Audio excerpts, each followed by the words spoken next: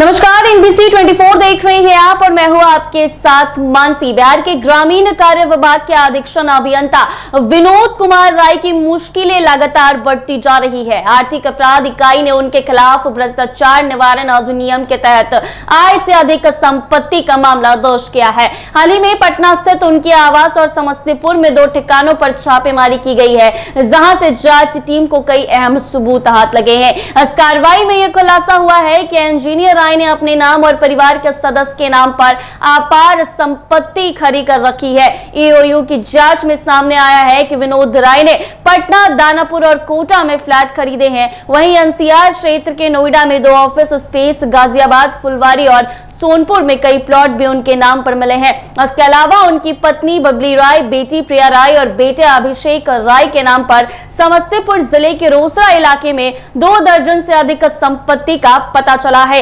इनमें आवासीय और कृषि भूमि से लेकर विकासशील तथा लीज पर ली गई प्रॉपर्टी शामिल है। इतना ही नहीं, राय ने अपनी अवैध कमाई का बड़ा हिस्सा ठेकेदारों की कंस्ट्रक्शन कंपनियों में लगाया है। जांच में यह भी सामने आया है कि उन्होंने अपने सारू और साले के नाम पर बनाई गई जीवा कंस्ट्रक्शन कंपनी में भी पूंजी निवेश कर रखा है। ये कंपनी वास्तव में उनकी काली कमाई को खपाने का जरिया बना हुआ था। 22 अगस्त को पटना स्थित उनके घर पर ईओयू की टीम ने बड़ी कार्रवाई की थी। छापेमारी के दौरान 39 लाख रुपए नगद बरामद किए गए थे। वहीं घर के अंदर बड़ी मात्रा में जले हुए नोट भी मिले, जिसने पूरे मामलों को और सनसनीखेज बना दिया। पूछताछ में सामने आया है कि इंजीनियर राय और उनकी पत्नी ने ईओयू की कार्रवाई की भनक लगते ही पूरी रात नोटों को आग के हवाले कर दिया। दरअसल सीतामढ़ी में अधीक्षण अभियंता के पद पर तैनात रहे विनोद राय अपनी वाहन से बड़ी मात्रा में कैश लेकर पटना आ रहे थे।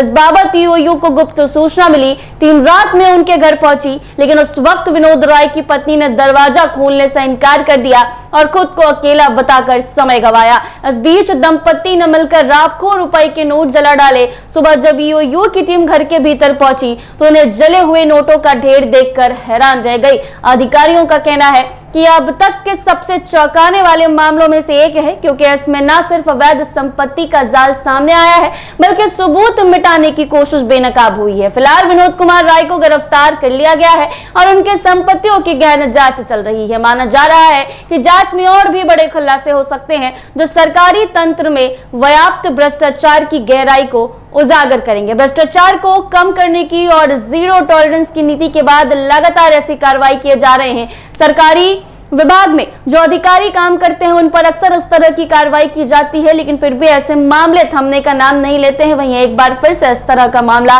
सामने आया है। इंजीनियर धन कुबेर निकला है, लाखों रुपए इसने जलाए हैं। इसके बावजूद कई सारी करोड़ों की संपत्ति इसने अपने परिवार के नाम कर रखा था। ऐसे ही तमाम अपडेट्स के लिए बने रहे एनबीसी 24 के साथ।